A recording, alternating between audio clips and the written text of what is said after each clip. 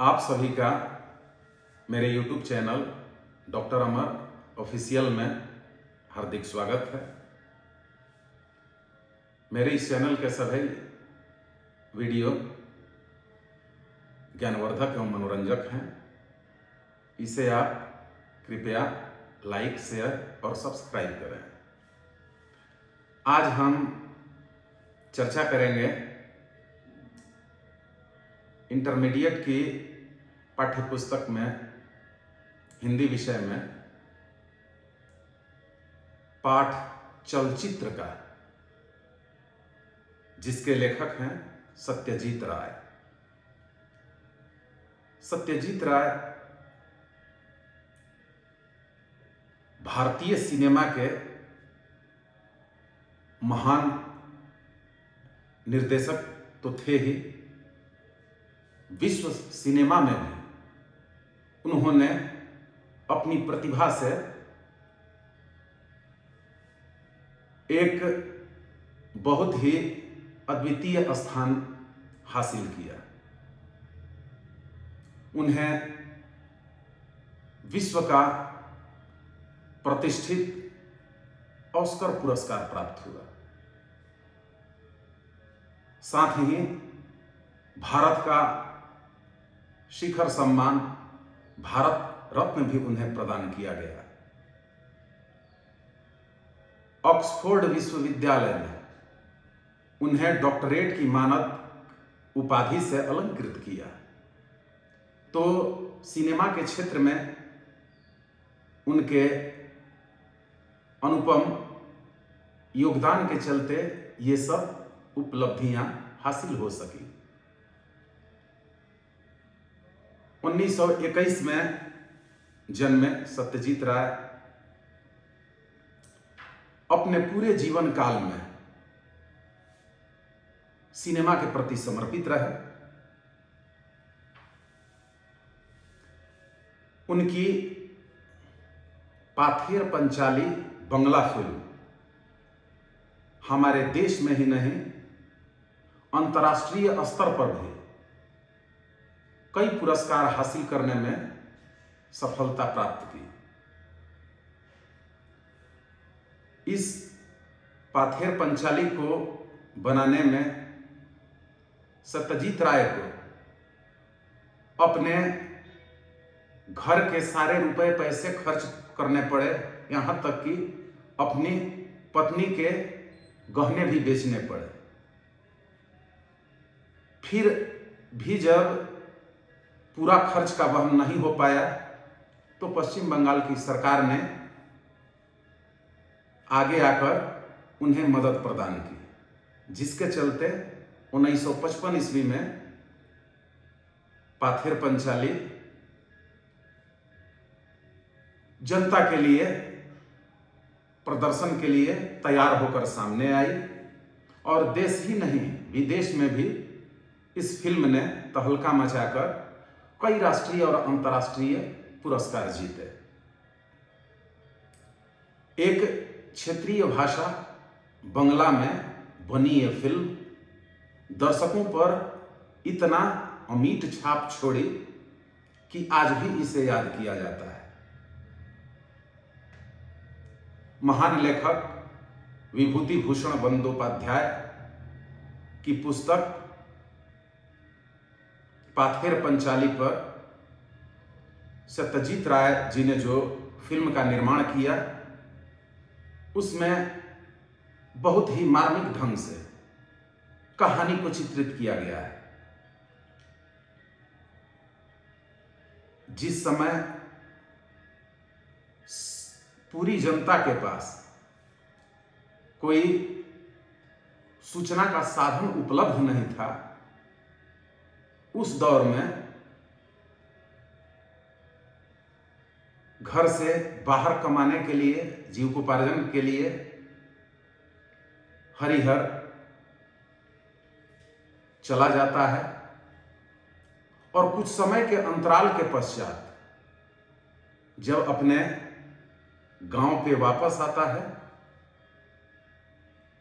तो साथ में अपनी लाई हुई गठरी को खोलता है और उसमें से कपड़ा निकाल के अपनी दुर्गा बिटिया को आवाज देता है। उसकी पत्नी बुलाकर गंभीर मुद्रा में उसे घर में बिठाती है। तो हरिहर अपनी पत्नी सर्वजया से पूछता है कि दुर्गा बिटिया कहाँ है, पप्पू कहाँ है? अभी तक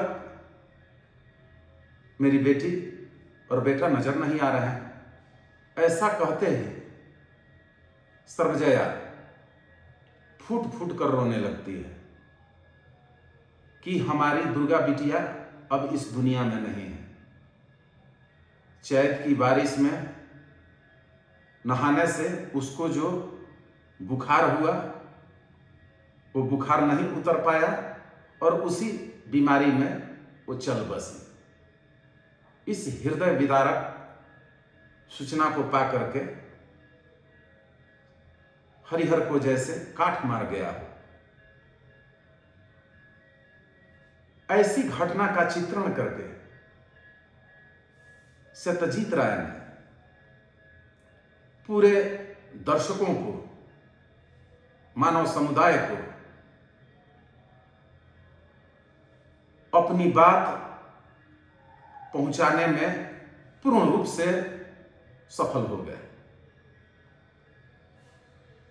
सबसे बड़ी बात है कि सत्यजीत राय इस चलचित्र को, सिनेमा को फिल्माने में, निर्देशन करने में, बनाने में तकनीकी रूप से इतने दक्ष थे कि फिल्म के हर फ्रेम में अपनी उपस्थिति दर्ज कराने में सक्षम होते थे।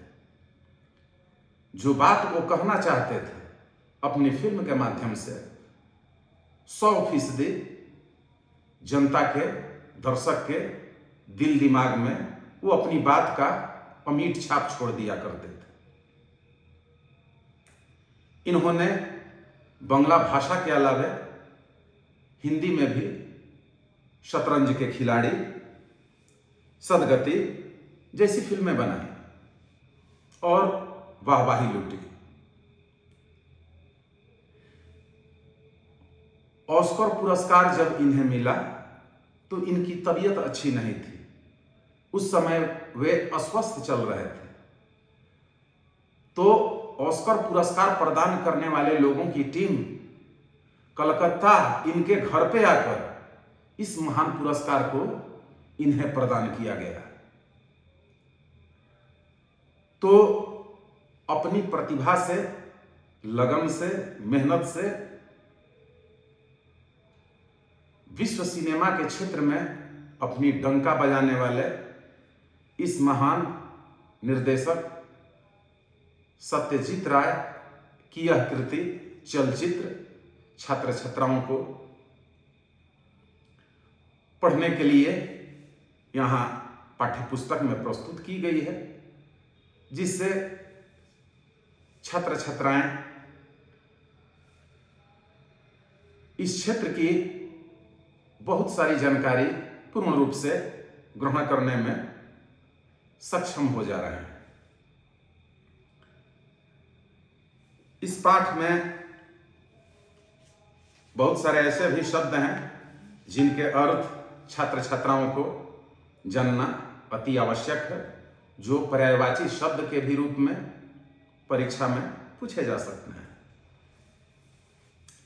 जैसे एक शब्द है परिपूरक। परिपूरक का अर्थ है अच्छी तरह से पूर्ण करने वाला।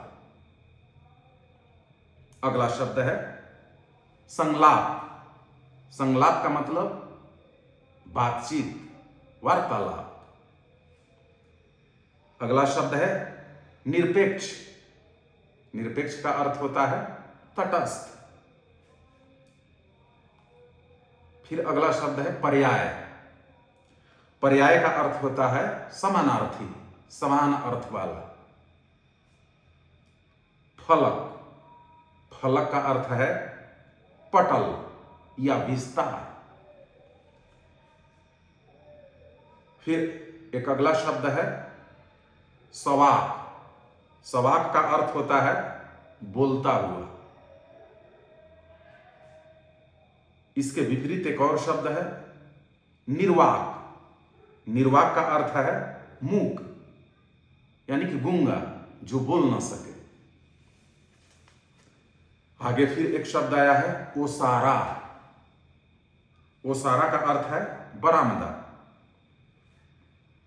फिर एक अगला शब्द है उद्विग्न। उद्विग्न का अर्थ होता है अशांत, बेचैन। फिर एक शब्द है नेपथ्य। नेपथ्य का अर्थ है पर्दे के पीछे, दृश्य के पीछे। हतप्रभ। हतप्रभ का अर्थ हुआ भौचक्का। फिर एक शब्द है यथेष्ट। यथेष्ट का अर्थ होता है जितना चाहिए उतना। फिर एक शब्द है त्रासद। त्रासद का अर्थ हुआ पीड़ादायक, पीड़ा देने वाला। और एक शब्द है अधीर। अधीर का अर्थ है धैर्यहीन, चंचल। तो इस प्रकार इन शब्दों का ध्यान से अवलोकन छात्र छात्रा करेंगे, ताकि उनके मानस पटल पर इनके अर्थ हमेशा याद रहे। बहुत बहुत धन्यवाद।